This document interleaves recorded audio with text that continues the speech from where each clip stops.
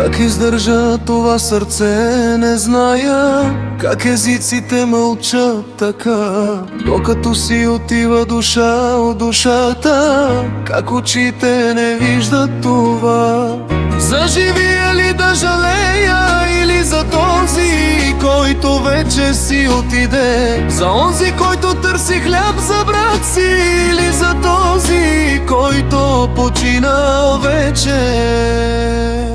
Трудно ли е глас да се даде? Трудно ли е да се вика със сърце? От удоволствието си да се откажем и в един ред да застанем? Трудно ли е да плачем вътрешно и тихо в нощта, сълзи да леем? Трудно ли е сега, след толкова бебета и дечица, да вкусим болката? Трудно ли е? Вместо да бъдем едно тяло, станахме като разпокъсана планина. Докато избиваха бебета, останахме само свидетели на случая. Тежка заблуда ни е обгърнала, в удоволствия потънахме.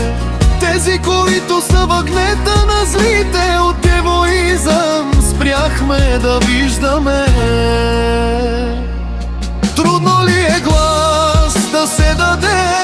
Трудно ли е да се вика със сърце?